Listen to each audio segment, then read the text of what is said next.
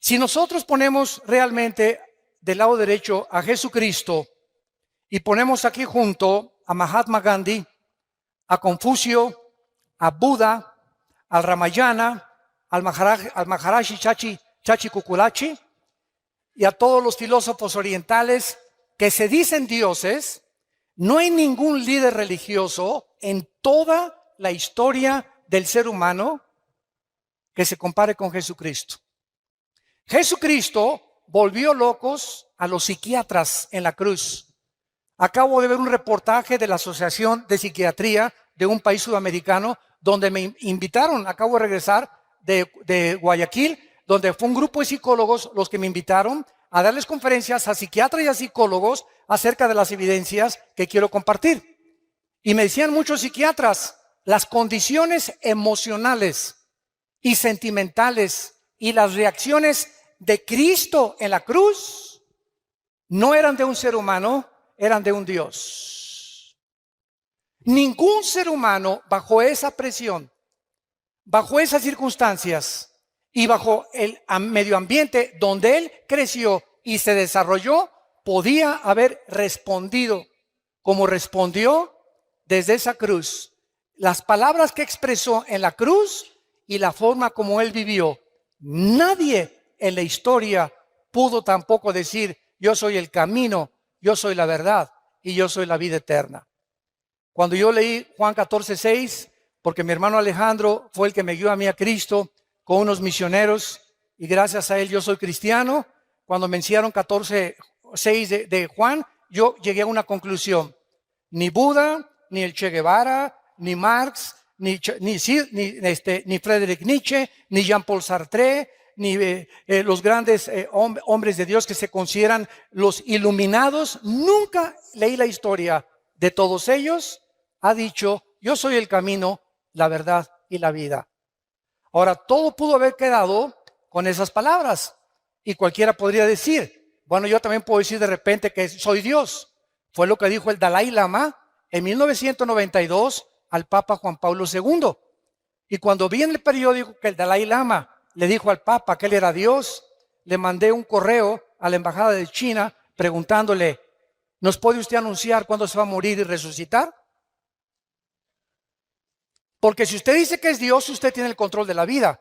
Y Jesucristo dijo, es necesario que el hombre, el Hijo del Hombre, sea muerto, perseguido y vituperado, y a los 3 días se levante los muertos. Cuando tomó la última cena, Cristo sabía que era la última cena, que no volvería al otro día volver a comer con sus discípulos. Y así fue como les dijo, este pan y esta copa que vamos a beber, no la van a comer ustedes ni a beber hasta que estemos todos juntos en el reino de Dios. Él estaba perfectamente consciente a qué había venido y exactamente el día, la hora, los minutos y los segundos en que le quitarían la vida y la ofrecería para pagar por nuestros pecados. Veamos en primer lugar la evidencia de la singularidad de la Biblia. Apunten ahí número 1, la singularidad. La Biblia fue el primer libro en haber sido escrito en la imprenta de Gutenberg, 1455. El primer libro que se haya impreso en una imprenta fue la Biblia y se llamó la Vulgata Latina, que fue traducida posteriormente por un monje llamado Jerónimo. La Biblia es el libro más vendido, más publicado, más traducido a más idiomas, a más de 4,850 idiomas y dialectos que ningún otro libro jamás en la historia.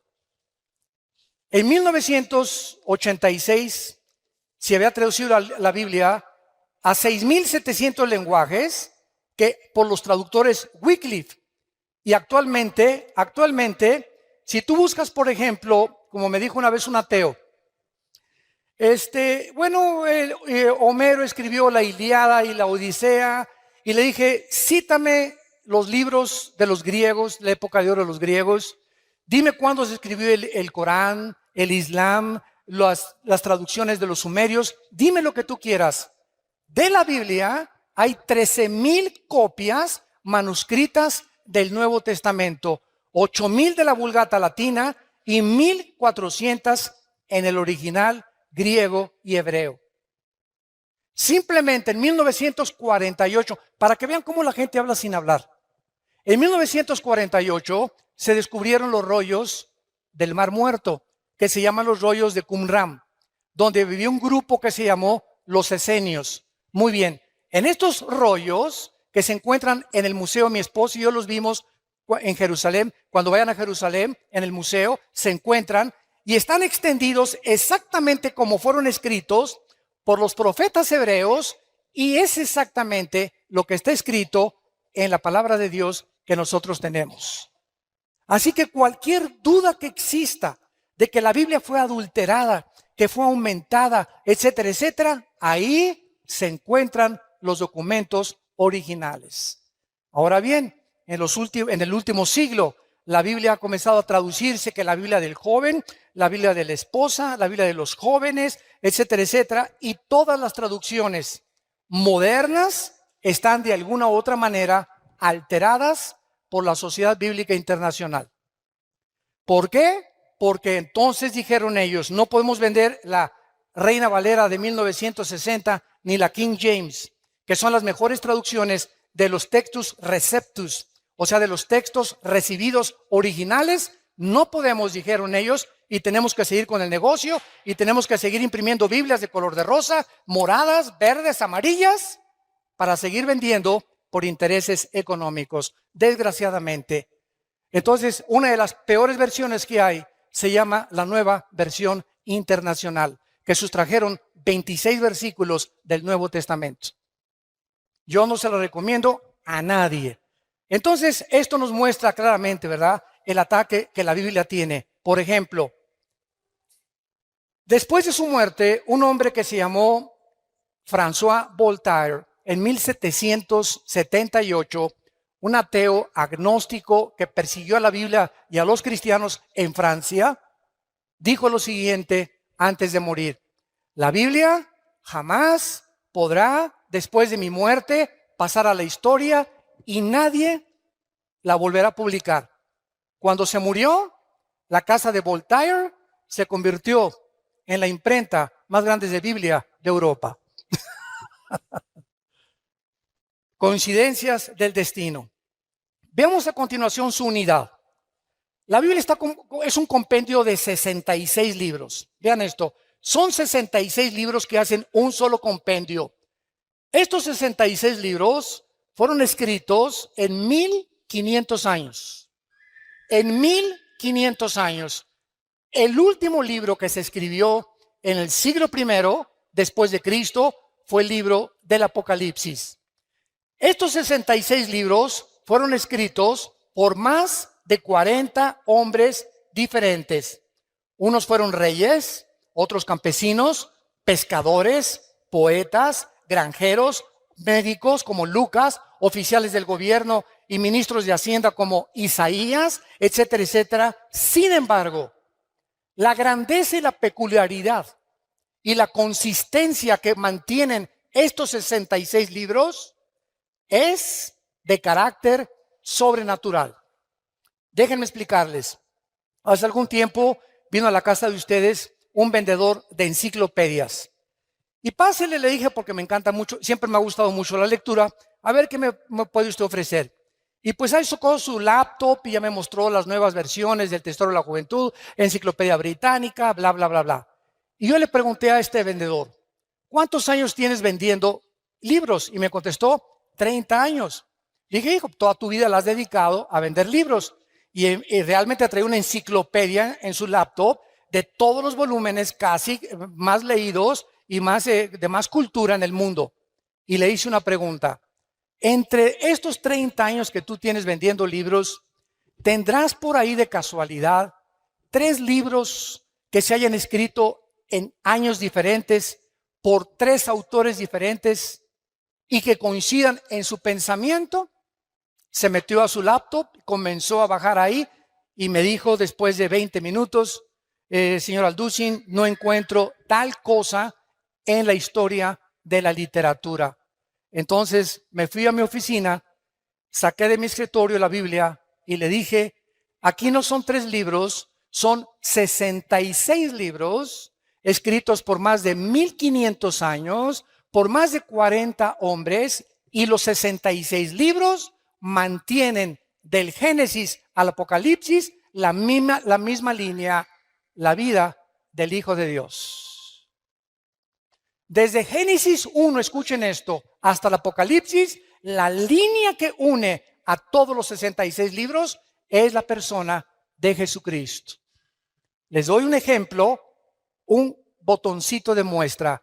Génesis 1:1 dice así: Bereshit Elohim ha-samayim ha-eretz, en el hebreo, que significa, en el principio, Dios hizo los cielos y la tierra. Muy bien, Génesis 1:1 tiene 7 letras en el original hebreo. Tiene 7 palabras en el original hebreo. El número 7 en la Biblia es el número de la perfección. Muy bien, de estas 7 que tiene, el de en medio de Génesis 1 es el símbolo del menorá, que es el candelero que aparece en Apocalipsis. Y si tú te metes en una computadora, como lo hicieron en 1990-95, judíos expertos matemáticos en computación descubrieron que cada 7 letras en el original hebreo aparece el nombre Yeshua, que es Jesús. Y estamos hablando de algo que se escribió hace 4500 años. Por más que hubieran tenido computadoras y hubieran sido genios de la literatura, nadie podía haber acomodado tal fraseología en la Biblia, la palabra de Dios.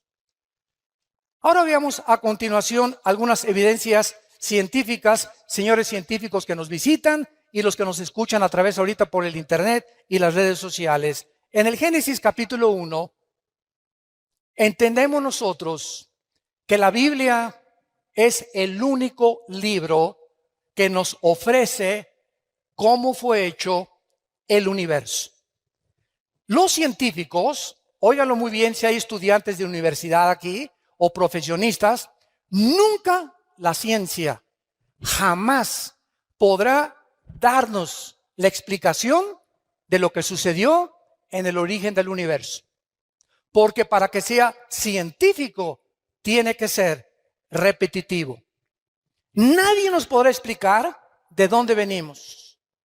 Y como la ciencia no puede retroceder a millones o miles de años en el pasado, los científicos también especulan, también teorizan, también tienen hipótesis, también son filósofos. Por eso se llama la teoría de la evolución.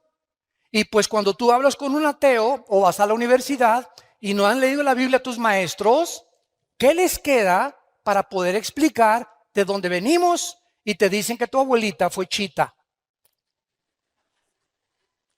Que somos el proceso de una selección natural, que los dinosaurios se convierten en conejos, los conejos en changos, los changos en dinosaurios, los leones en pumas, los pumas en perros, los perros en gallinas. Y esto, escuchen esto ni científica ni biológicamente es posible.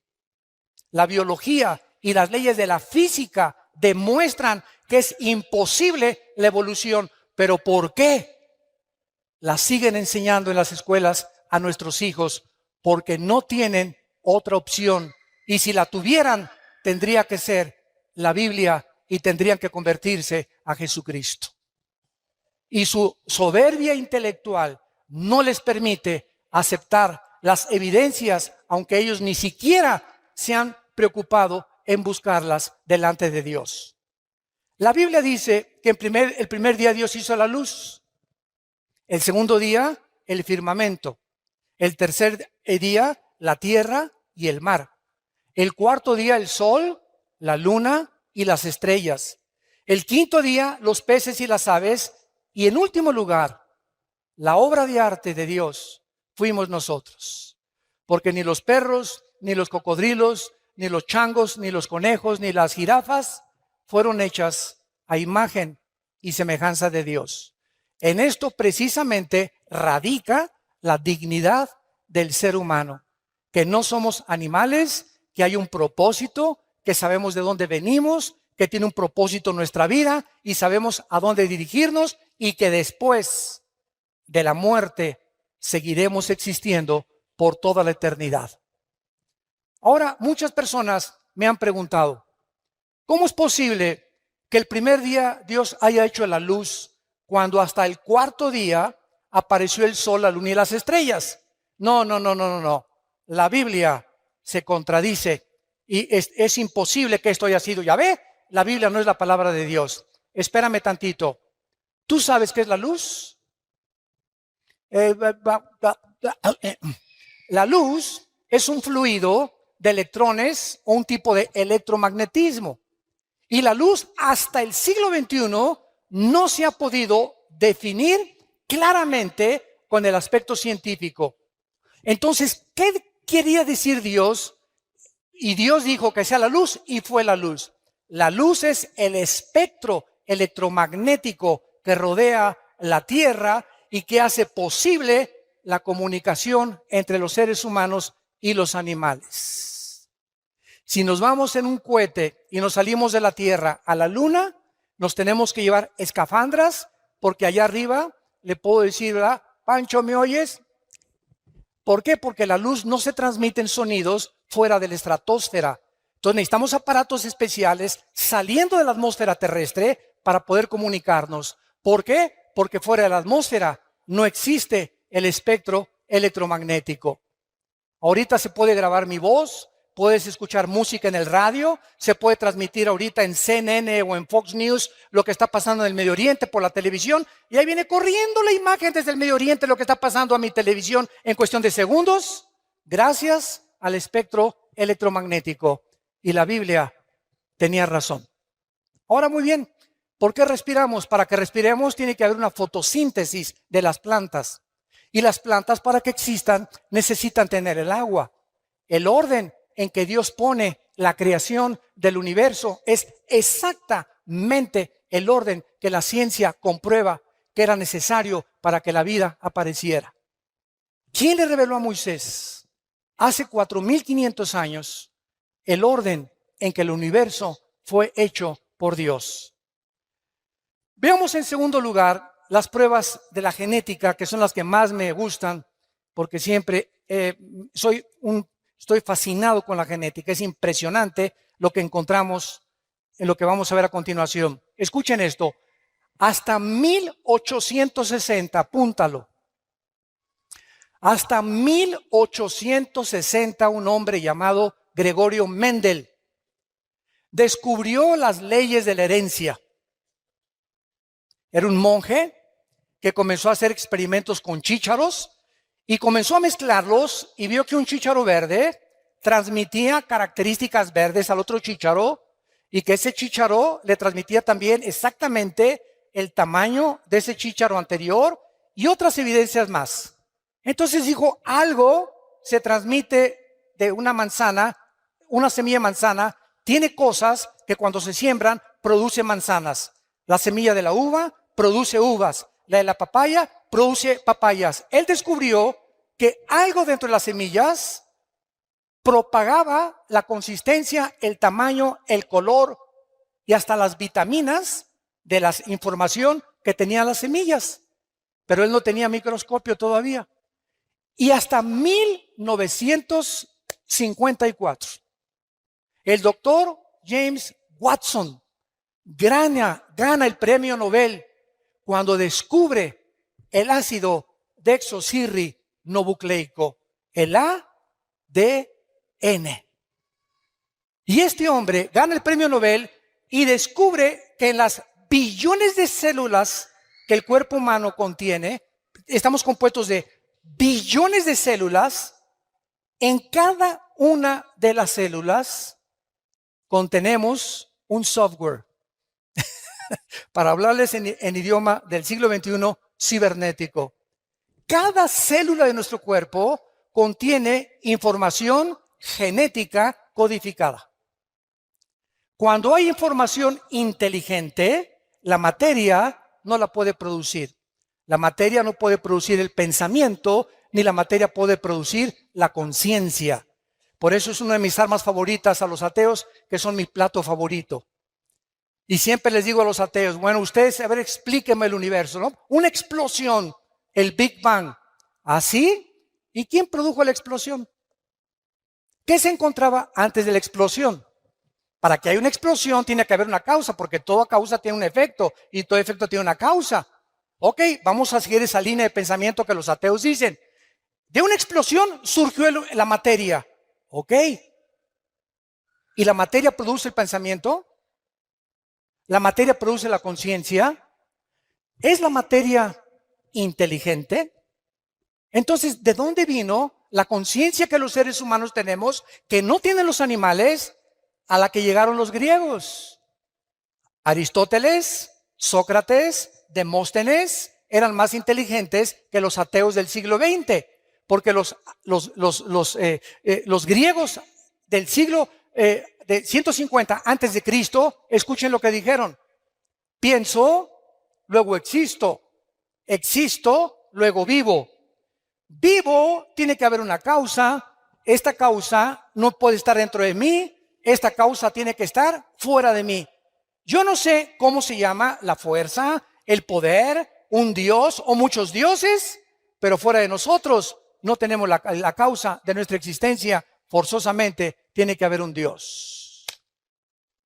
Es increíble que la filosofía del siglo XX no haya superado la filosofía del siglo de oro de los griegos. Los griegos, siguiendo una línea de lógica elemental, concluyeron que tiene que haber un Dios, tiene que haber un principio y tiene que haber un final, por la misma lógica del razonamiento que Dios nos ha dado.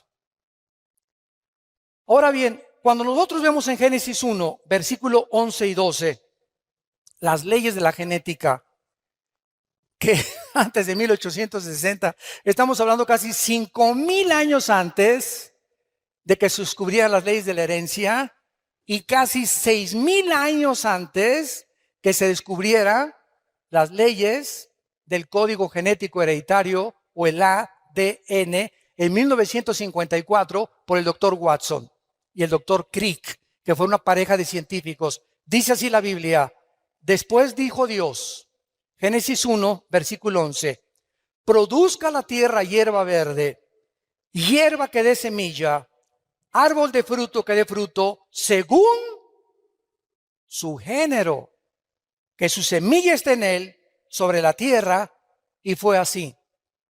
Produjo pues la tierra hierba verde, hierba que da semilla, según su naturaleza, árbol que da fruto, cuya semilla está en él, según su género, y Dios que era bueno. Versículo 21, y creó Dios los grandes monstruos marinos, y todo ser viviente que se mueve, que las aguas produjeron, según su género, y toda ave alada, según su especie, y vio Dios que era bueno. Cuando nosotros leemos esto en el siglo XXI, otra vez, y la Biblia se adelantó al periódico y a los descubrimientos científicos de mañana en la mañana. La Biblia es más moderna que el periódico de mañana en la mañana. La Biblia ya establecía las leyes de la genética, que una semilla de uva tiene un código genético que determina que cuando se siembre crezca no como plátano, ni como naranja, ni como papaya, sino que crezca con las características de la información que ahí le pusieron el que creó esa semilla. Y además esa semilla trae características antioxidantes para que los seres humanos, cuando coman uvas, sepan que están tomando antioxidantes.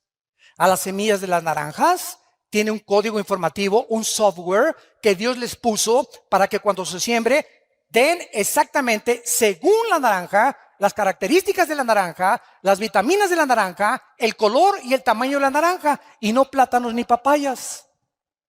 Y cuando Dios hizo al ser humano con espermas del género masculino y a la mujer con cromosomas del género femenino. Y encontramos algo maravilloso, que Dios, les he preguntado esto a mucha gente, ¿quién piensan ustedes que fue primero, el hombre o la mujer? Y todos contestan y voltean a ver a su mamá. Todos aquí, no hay nadie que no haya tenido mamá. No, entonces me contestan, es lógico que Dios haya hecho primero a la mujer. Sin embargo, la Biblia no nos lo explica de esta manera. Y cuando se descubren las leyes de la genética, nos sorprendemos las evidencias científicas, no teorías, con que está avalada y respaldada el registro de la palabra de Dios. ¿Se acuerdan cuando Dios creó a Eva? ¿De dónde la sacó? Muy bien. Primero Dios hace al hombre. Agarra el polvo de la tierra, así de lodo nos hizo a nosotros, varones. Así de lodo a los hombres, ¿verdad? Así toscos, bruscos. Y ya después de que hace a Adán como una estatua, Dios hace esto. Y Adán recibe algo que no recibió Chita, ni los gorilas, ni los rinocerontes, ni los pájaros, ni los perros, ni los gatos. El hombre recibe el aliento directo, infundido de Dios, porque dice Eclesiastés 3:11 que Dios pone desde ese momento la eternidad en el corazón humano. Dios sopla dentro de él algo que era de él, de Dios. Y por eso somos a imagen y semejanza de Dios. Y después de que Dios crea a Adán, pues lo lleva al huerto y lo pone a labrar el huerto y a poder sembrar en el huerto. Trae a todos los animales para que les ponga nombre. Y ya que Adán vio que Chita no podía ser su novia, ni la jirafa, ¿verdad? Ni ninguna leona, ni ninguna tigresa por ahí. Entonces Dios pone a dormir en capítulo 2 del Génesis Adán, y escuchen lo que pasa. Esto es impresionante. Adán duerme y Dios dice en la Biblia que saca una de sus costillas, porque la palabra en el hebreo es Selah, que significa costilla. Y de esa costilla, de ese material genético, saca al hombre. Muy bien. El hombre, para que entendamos esto, tiene 2 cromosomas, X y Y. Los que son médicos aquí nos lo pueden confirmar. El hombre tiene XY, la mujer tiene 2 cromosomas sexuales XX. La mujer no tiene el cromosoma que determina el género masculino. Cuando mi papá tuvo relaciones con mi mamá, el esperma que ovuló o fertilizó el huevo de mi mamá fue un Y y yo nací varón. Porque si hubiera sido el X, hubiera nacido mujer. Entonces, el cromosoma Y determina el género de los hombres. Y los hombres poseen ese cromosoma que las mujeres no tienen. Las mujeres tienen XX. Muy bien. Si Dios hubiera sacado a la raza humana del material genético de la mujer, la raza humana no se hubiera podido reproducir. Porque precisamente es en los huesos, en la médula de los huesos, donde se produce la sangre. Y es precisamente en la sangre donde viene la diferencia entre los cromosomas del hombre y la mujer. Si vas a un consultorio médico, a los laboratorios del Chopo, por ejemplo, y te hacen un examen de sangre, te dicen si eres hombre o mujer. En la pura sangre nada más. Ahora, pasaron miles de años y se le aparece el ángel a María. Y le dice a María, vas a ser mamá. Y María se espanta. ¿Cómo que si ni a Cancún nos hemos ido? ¿Verdad? ¿Cómo que voy a ser mamá? Espérame tantito, no te me adelantes, y estamos comprometidos, no nos hemos casado. Y además, la ley judía dice que si yo me embarazo antes de casarme, hasta pedradas me pueden matar. Y el ángel Gabriel, en Lucas 1 y en el Evangelio de Mateo, le dice a María, María, no te preocupes, Dios va a engendrar en tu vientre a un hombre llamado, y le vas a poner por nombre Jesús. Ni José ni tú le van a poner el nombre. Y sabes una cosa, María, que ese ser que van a nacer no va a ser engendrado por José. José no se va a meter contigo. Muy bien, hace 2000 años, que fue escrito esto en el Nuevo Testamento, nadie entendía por qué Cristo tenía que nacer virginalmente. ¿Por qué José no podía tener relaciones con la Virgen María? Simplemente porque el cromosoma Y de José venía infectado desde Adán. Porque por un hombre entró el pecado y el pecado se transmitió a través de toda la raza humana hasta nosotros. Todos los seres humanos, todos sin excepción, desde Adán, hemos nacido infectados por el pecado. Carlos Marx le decía la lucha de clases. Sigmund Freud, el problema del Medio Oriente y la sexualidad infantil. William Shakespeare, el defecto trágico. Y muchos hombres han tratado de por qué el hombre es contradictorio en su comportamiento. ¿Por qué esa conducta autodestructiva con la cual nacemos? ¿Por qué a los niños no les enseñas a portarse mal? Desde que están chiquitos, un niño al año y medio es el más grande dictador de su casa. Un niño al año y medio, a los 2 años, ¿verdad? A los 3 años, no quiero mi juguete, quiero el de Pepito. No se hace eso, niño, no me hache berrinchito. Y vemos que hay algo dentro del ser humano que va en contra de toda autoridad, de todo lo que se les dice. Y se les enseña a portarse bien, porque el mal nacimos con él. El mal, como la Biblia lo explica claramente, de nosotros viene por herencia desde Adán hasta nuestros días. Entonces, vemos que las evidencias genéticas, físicas de la creación de la Biblia son maravillosas y que podemos nosotros, a través de esto, darle una respuesta al ser humano para que el ser humano pueda entender por qué la Biblia es el libro de los libros. Hace 2300 años, antes de que Galileo Galilei, tu padrino, descubriera que la tierra era redonda, apúntalo. En el libro de Isaías 40, capítulo 40, versículo 22. 2300 años antes que Galileo, la Biblia ya decía que la tierra era redonda. Hay una ley en la física, todos ustedes que son de carácter universitario de la preparatoria, que se llama la ley de la entropía. Y todos ustedes, si ya pasaron la secundaria a la preparatoria o están en la universidad, forzosamente tienen que conocer que hay una ley que rige a todas las demás leyes, que se llama la ley de la primera y la segunda ley de la termodinámica. ¿Qué establecen estas leyes físicas?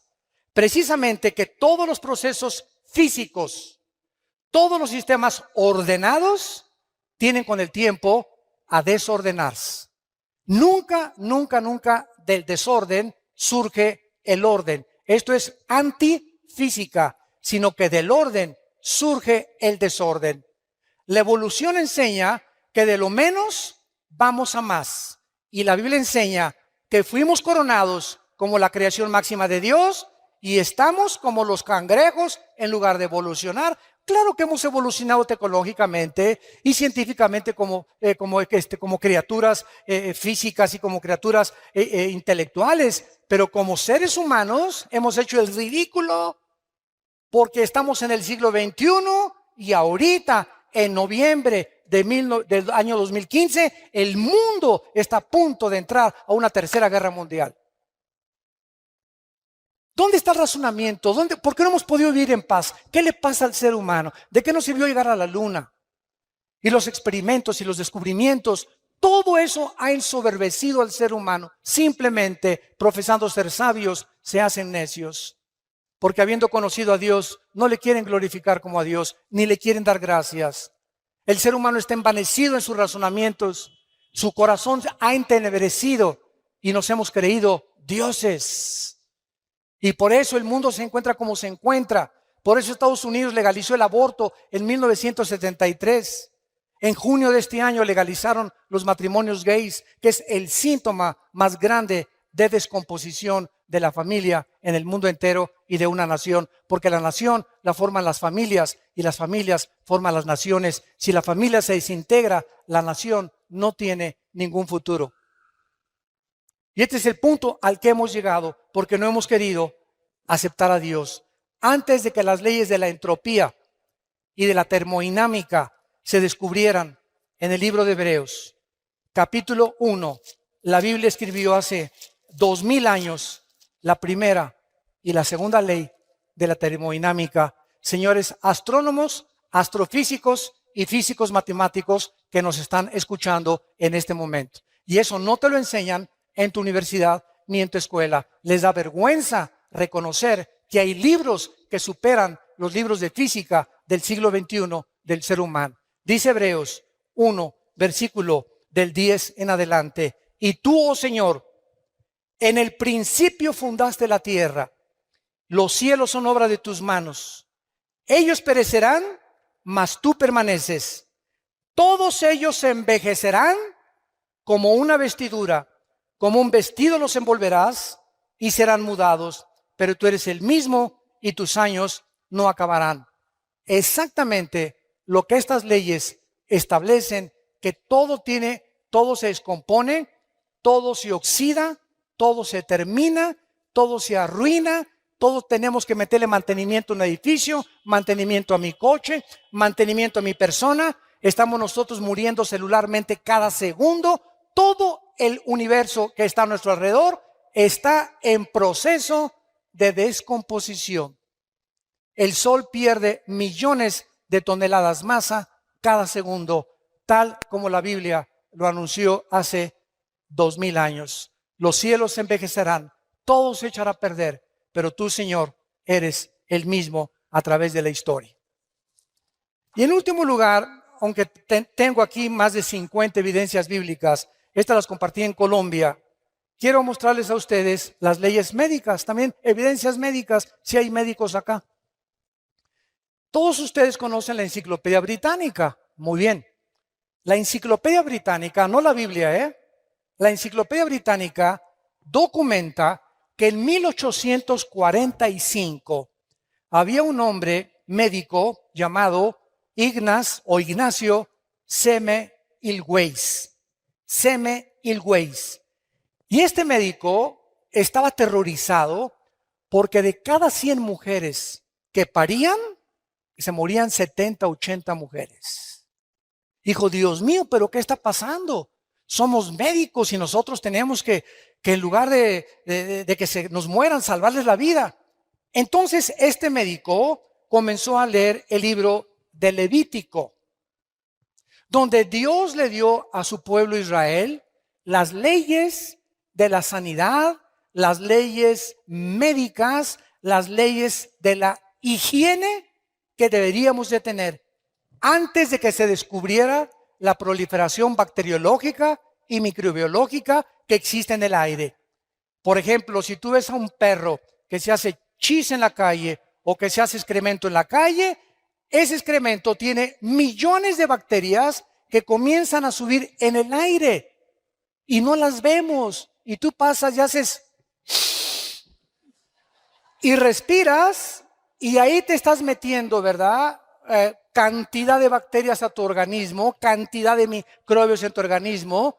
Y por eso en Levítico, escuchen, Dios, antes de que se descubrieran la proliferación bacteriológica en el medio ambiente, Dios le dijo a Moisés, dile a tu pueblo que cuando hagan excremento lo entierren con un palo debajo de la tierra. Y Moisés dijo, pues ¿quién es? El Señor me dijo que le hiciéramos no y que lo tapáramos. ¿Y por qué? Pues quién sabe. Fueron miles de años los que pasaron hasta que se descubrieron la proliferación de bacterias. Bueno, este doctor que se encuentra registrado en la Enciclopedia Británica leyó Levítico 15, versículo 13. Y ahí descubrió este doctor el secreto de por qué las mujeres se estaban muriendo cuando los médicos las estaban atendiendo en los partos. Y dice así, cuando se hubiere limpiado de su flujo, el que tiene flujo contará 7 días después de la purificación y lavará sus vestidos. Escuchen esto, y lavará su cuerpo en aguas corrientes, no en aguas estancadas, sino que les dijo Moisés, cuando se laven las manos para limpiarse de cualquier impureza, de semen, de flujo, de lo que sea, lávense las manos, pero tengan cuidado de nunca lavárselas en charcos, ni las pongan en cubetas y se laven ahí. Tiene que ser agua corriente. Y entonces el doctor Semmelweis, registrado en la Enciclopedia Británica, les recomendó a los doctores que se lavaran las manos antes de atender a las mujeres que iban a parir. Y el índice de mortalidad se redujo el 80%. Estaban ellos con sus manos de los tacos del pastor después, se metían a tratar de sacar a los bebés, infectaban a las mujeres y las mujeres se morían por infecciones de la cantidad y millones de bacterias y microbios que tienen las manos. La Biblia tenía razón y ya nos daba, antes de que se descubrieran las leyes de higiene, para que nosotros entendiéramos que ahorita que tú te vas y vas a comprar un taco, asegúrate de lavarte las manos. A sus hijos no los dejen sentarse a la mesa sin lavarse las manos y se van a ahorrar muchísimo dinero en gastroenterólogos y en problemas de cólicos y de retortijones y que, hermano, sácame este espíritu de retortijón que tengo aquí, etcétera, etcétera, y no te voy a sacar nada. Lo que pasa es que no has entendido que Dios ya nos hace responsable. Él nos dice nuestra responsabilidad. No se va a bajar el ángel Gabriel a lavarnos las manos. Esto forma parte de nuestro ritual diario. Me levanto, me lavo las manos. Antes de comer me lavo las manos. Voy a cocinar, me lavo las manos. Nunca le compren tacos ni tortas a ninguna persona que ustedes vean que reciben el dinero y que les hacen la comida. Nunca lo hagan. Yo me acuerdo de los famosos esquites que estaban tan ricos ahí en el DF, cuando vivíamos en el DF. Llegaba con la hermana, ¿verdad? Y agarraba el esquite, y agarraba el queso y le hacía así al esquite, y con todo, y le cobraba y nos los daba para comer. Y nosotros ahí como si nada, ¿no? Qué cochinada, ¿verdad? Imagínense nada más agarrando todos los billetes y con eso manejando la comida. Entonces, todas estas cosas podíamos nosotros evitarnos cuando la Biblia nos da una evidencia de su inspiración sobrenatural. Y para terminar, ¿sabían ustedes que hasta 1970-80 se descubrieron las leyes del famoso colesterol? ¿Qué es el colesterol? El colesterol, nuestras venas son como tubos. Entonces, el corazón hace eso. Cada vez que hace el corazón, está bombeando sangre. La sangre corre por todas las arterias y todas las venas que llegan hasta la punta de mis pies y recorren hasta la punta de mi cerebro. Entonces, estas mangueras tienen que estar limpias. La sangre tiene que estar limpias. Pero cuando yo como carnitas, qué ricas, ¿verdad? Tacos al pastor, qué ricos. Camarones, qué ricos. Langosta, mucho más. Es la que más colesterol tiene. Y los alimentos que que degustamos y que creemos, ¿verdad?, que son buenísimos. Bueno, por ejemplo, un muchacho de 20, 25 años se puede comer 3 tacos al pastor a la semana y su condición física la va a resistir. Pero si pasamos de los 40 o llegamos al 5.º piso ya pasamos del 5.º piso, ¿verdad? ¿Qué es lo que hay que hacer? Cuidar nuestra dieta. Y lo más importante, el colesterol. Muy bien. Si yo no cuido el colesterol y como mucha grasa animal, o mucha carne, por ejemplo, o muchos camarones, o muchas cosas que Dios prohíbe en Levítico capítulo 11, mis venas, la tubería, se comienzan a bloquear. Entonces se aprietan las venas y el corazón hace... comienza a bombear con más esfuerzo el corazón porque el colesterol está bloqueándome las venas y por eso sobrevienen los ataques cardíacos. De repente tienes 40, 45, 50 años. ¿Y qué me pasa? Al hospital y vas para el suelo. Y te hacen un examen de sangre, estás con el colesterol de más de 200 puntos, los triglicéridos más de 300 y la glucosa más de 100 puntos, que son los límites que debemos de tener. ¿Por qué? Porque estamos violando las leyes de la higiene que Dios estableció en su palabra. Todo nos es permitido, mas no todo nos conviene. Según la edad que tengamos, tenemos que tener más cuidado. La Biblia nos recomienda beber por lo menos 2 litros de agua diarios. No de Jamaica, no de horchata, no de durazno, agua. ¿Sabes qué es agua? Agua. Sin nada. Ahora, claro que puedes echarte tu horchata, lo que tú quieras, ¿no? Pero mínimo 2 litros de agua, agua natural, porque somos más del 80% de nuestro cuerpo está compuesto de agua, más el cerebro. Y el alimento privilegiado para el cerebro y para tener alerta el cerebro es el plátano. Un plátano diario te da el potasio y las características que necesitan tus neuronas del cerebro para que pienses bien y no sigas pensando en el Calimán ni en ricas y famosas. Santos de Dios, tenemos el libro, la palabra profética más segura a la cual haríamos bien en estar atentos. Qué privilegiados somos nosotros los cristianos, de tener un mapa, un GPS, una brújula, que me diga cómo tratar a mi esposa, qué es el matrimonio, cómo debe ser mi noviazgo, cómo debo manejar mis negocios, cómo debo de manejarme la sociedad, cómo debo de pensar, a dónde me dirijo, cómo sacar de mi vida el estrés, la ansiedad fuera de mi vida. No. Confío en Dios, Él es mi Salvador, mi roca, mi castillo. Oh Dios, en ti confiaré. Fuera estrés de mi vida. Ahora sí he descubierto que el estrés es la enfermedad que produce el 60% de las dolencias físicas y mentales del ser humano. El estrés.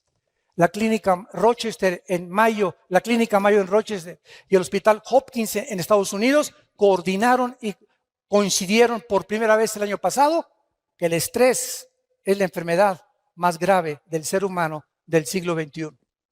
España es el país que más pastillas tranquilizantes consume. Es el país donde hay más abortos y donde hay más divorcios en todo el mundo, en España. Y en México no nos quedamos ya para atrás. Cantidad de ustedes están recurriendo a Valium, a Prozac, a tranquilizantes nerviosos para poder funcionar químicamente. Y te estás drogando sin que tú te des cuenta. ¿Por qué? Porque no crees que Dios dijo, mi paz les dejo, mi paz les doy. Hace 2000 años el Hijo de Dios nos trae la medicina antes de que la enfermedad surgiera, el estrés. ¿Qué es el problema de la gente estresada? Que no tiene paz. Y si tú no tienes paz, no puedes pensar. Si no tienes paz, no puedes orar. Si no tienes paz, no puedes venir a la Biblia. Porque como Pepita en Comal llegas, ¿verdad? Y el Espíritu Santo te dice, aplácate, sereno moreno primero. Tranquilino pino cocolino. Ya que te calmes, ya que te tranquilices, dice el Espíritu Santo, me podré comunicar a tu espíritu. Pero en el estado en que tú te encuentras, no vas a discernir la voluntad de Dios.